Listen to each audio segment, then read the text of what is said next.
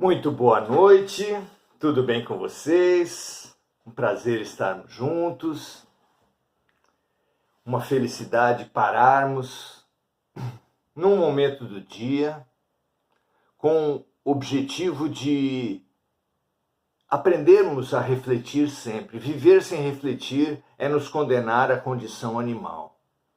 Viver refletindo é a chave para efetivamente nos tornar humanos. Façamo-nos humanos, estimulando-nos uns aos outros à reflexão. Diz a psicologia, diz a mitologia maia, de que a vida é uma sala de espelhos, de que o outro é um espelho para o eu. Mas não adianta ter espelhos se nós não pararmos na frente dele, se nós não refletirmos, se nós não nos arrumarmos na frente dos espelhos. Façamos isso. Saudemos o outro, saudemos a vida, reflitamos sobre a vida e nos melhoremos. Hoje vamos falar sobre remorso. Remorso é um dos temas fundamentais, porque o erro é inerente ao ser humano. A condição humana, qualquer aprendizado em si, nos remete inevitavelmente ao erro. Aprender é errar.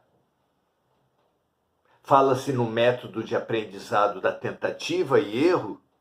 Não é um método, é o único. Quem aprende a cozinhar queimará o arroz, queimará o ovo.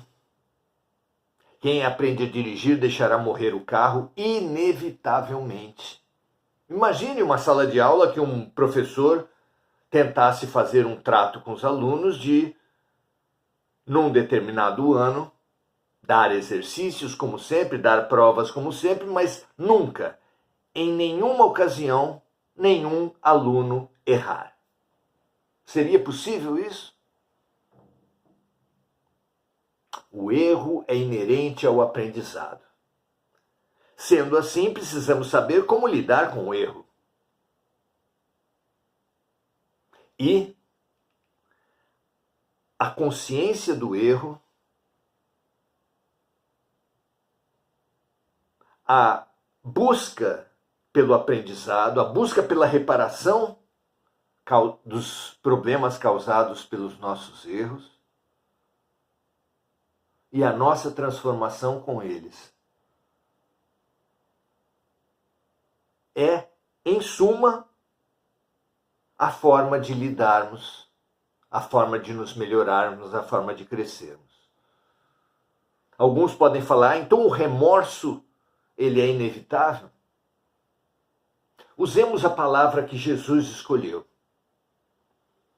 Logo após iniciar a sua pregação, os evangelistas definiram toda a pregação de Jesus com a palavra arrependimento.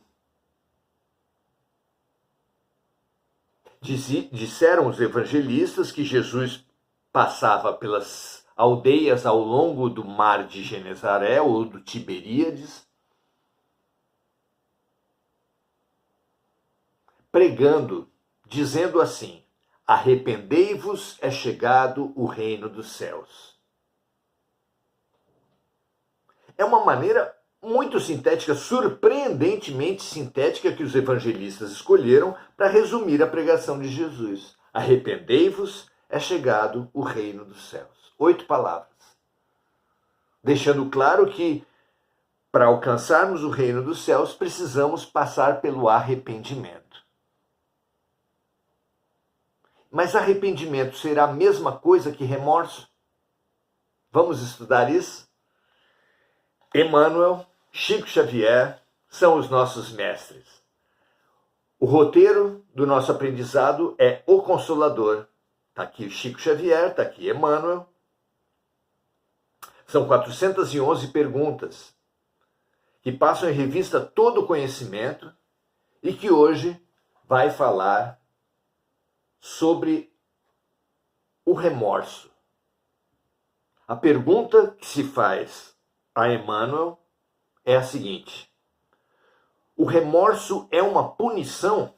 É a questão número 182 do livro O Consolador. Vamos estudar a questão da punição, a questão do remorso, e no meio disso a orientação de Jesus pelo arrependimento. Vamos lá? Vamos ver o que Emmanuel fala, porque comunicação, o conceito das palavras é no final das contas particular, e vamos ver o que nos traz o grande instrutor, o grande guia espiritual de Chico Xavier. O remorso é a força que prepara o arrependimento. Como este é a energia que precede o esforço regenerador. Para Emmanuel, remorso, remoer o erro, que vem daí a origem da palavra remorso, é a base para o arrependimento. E o arrependimento é a base para o esforço regenerador. Há autores que falam que remorso, remoer o erro, não leva a lugar algum. Mas, como não podemos nos aprisionar na questão das palavras, sigamos a linha do nosso instrutor Emmanuel. O senso comum fala que são os incomodados que se mudam. Quem não se incomodar com o erro jamais se melhorará. Não é absolutamente lógico? Fundamental, então, que todos nós nos incomodemos com os nossos erros. Ao contrário disso, todo aquele que se acomodar aos seus erros, por exemplo, não assumindo a responsabilidade sobre eles, por exemplo, atribuindo a responsabilidade dos seus erros a outras pessoas, dando nomes que amenizam aquele erro. Há alcoólatras, por exemplo, que falam que quando bebem muito, ficam alegrinhos. É uma maneira de fugir à responsabilidade. E assim é muito comum que nós atribuamos responsabilidade aos outros, que nós atenuemos os nossos erros para não admitir a nossa insuficiência. E isso, é claro, não nos faz avançar em nada. Então, aqui, Emmanuel deixa claro que ele concebe remorso não como uma paralisia massacrante no erro, como outros autores pensam, mas como o incômodo que leva ao arrependimento, incômodo que, saindo do remorso e passando pelo arrependimento, são condições para alcançarmos o que ele chama de esforço regenerador, o aprendizado.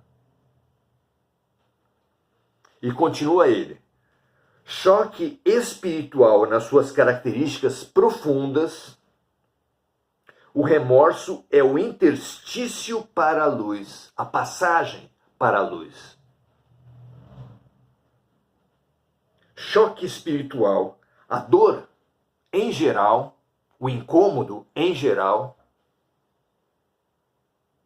ele vai ser esse choque, essa chacoalhada que muitas vezes nós precisamos levar. O alcoólatra precisa do vexame, precisa da perda, seja de relacionamentos, de amizades, de empregos, de dinheiro, de saúde. O alcoólatra e praticamente todos os seres humanos, especialmente num mundo de provas e expiações, mostraremos de todas as formas que precisamos da dor para nos impulsionar a transformação e a regeneração. Então, o choque espiritual, nas suas características profundas, o remorso é o interstício para a luz, a passagem para a luz, através do qual recebe o homem a cooperação indireta de seus amigos do invisível. O remorso funciona para os nossos anjos de guarda, nossos espíritos familiares, nossos amigos espirituais em geral. Funciona como uma preparação da terra, uma adubação, um arar da terra em preparação ao plantio. Quando os amigos espirituais veem alguém incomodado com seus erros, veem alguém sofrendo mesmo com seus erros, o mundo espiritual, os instrutores aproveitam esse momento como semeadores para plantar em nossas almas a consciência e a vontade da mudança.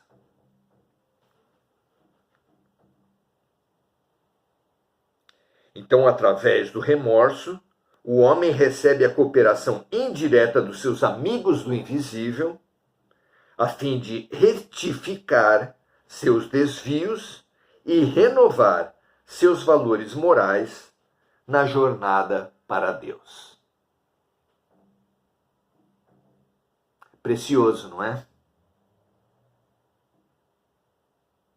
Realmente são os incomodados que se mudam. Realmente, aqueles que se acomodam nos erros, através dos mecanismos que nós falamos de repasse da responsabilidade, de não assumir os erros como erros, se acomodam e quem se acomoda não muda. É fundamental a consciência, tantas vezes sofrida, dos erros, para termos impulso, termos coragem de mudar.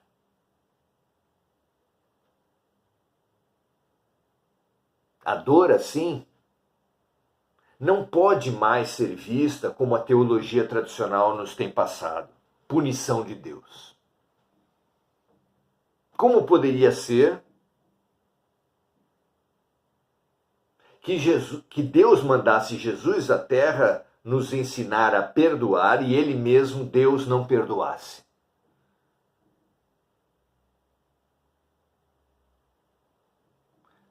Definitivamente, o grande impulso para a mudança, para o aprendizado, para a transformação do ser, é o incômodo. Chamemos esse incômodo de angústia, dor, arrependimento ou remorso. Qualquer observador do comportamento humano sabe que é preciso se incomodar, que é da angústia que surge a mudança. Na bipolaridade que caracteriza nossos tempos, estudemos a euforia e a depressão, a alegria e a tristeza, e concluiremos que na alegria, na euforia, dificilmente o aprendizado se realiza. Que é necessária a tristeza, o recolhimento, para nos interiorizarmos, para refletirmos sobre nossos atos, buscarmos a reparação e o aprendizado e nos transformarmos. Isso é honrar as lições dadas pelo Mestre. Isso é cooperar com a cura promovida pelo médico de homens e almas, que é Jesus. Assim nos curaremos e assim aprenderemos. Muito bom. Vejam lá, meus amigos, se as suas análises, se as suas autoanálises, se a sua psicologia, porque a psicologia não é uma ciência dos psicólogos, estudar o comportamento, o autoconhecimento não surgiu com a psicologia, ainda que seja um interessantíssimo impulso. Lá no oráculo de Delfos, 500 anos antes de Jesus, depois do qual 1.800 anos ainda se passariam para começar a estruturar a ciência do comportamento. Desde 500 anos antes de Jesus já se falava do conhece-te a ti mesmo. Princípio incorporado ao cristianismo, conhece a ti mesmo. Com o surgimento do espiritismo, que se identificava com a psicologia no tempo do seu surgimento, a própria Revista Espírita de Allan Kardec tem o subtítulo Revista de Estudos Psicológicos, porque psique quer dizer alma. Então, o autoconhecimento, o autoestudo, a autoobservação, ela é tão importante que Jesus repetiu por todo o Evangelho, vigiai. E nós pensamos, muitos de nós, que precisamos vigiar o mundo, as outras pessoas, os perigos, os ataques, quando, na verdade, o grande livro que precisa ser lido, a grande vigília que precisa ser feita é sobre nós mesmos. Desenvolvamos a capacidade de nos auto-observar. Na questão 919 de O Livro dos Espíritos, especialmente na 919A, Santo Agostinho, primeiro os grandes espíritos falam da importância do autoconhecimento. Segundo, na 919A, Santo Agostinho nos estimula a, ao final de cada dia, passarmos em revista todos os nossos atos, todos os momentos do nosso dia e nos questionarmos se fizemos mal a alguém, o que sem dúvida impulsiona qualquer ser de boa vontade à reparação. Se fizemos todo o bem que podíamos, o que impulsiona qualquer ser de boa vontade a maior disponibilização para o bem. E esse exercício de, ao final de cada dia, nos revermos, nos arrependermos, aprendermos sobre nós e nos impulsionarmos à reparação, ao aprendizado, se feito assim todos os dias, essa prática levará todos nós a refletirmos durante os nossos atos, até que aprendamos a refletir antes dos nossos atos, evitando grande parte dos erros que temos cometido ainda hoje. Que essa prática da autoobservação, da vigilância, do autoconhecimento acompanhe as nossas vidas, expandindo-se, fortalecendo-se e fortalecendo-nos.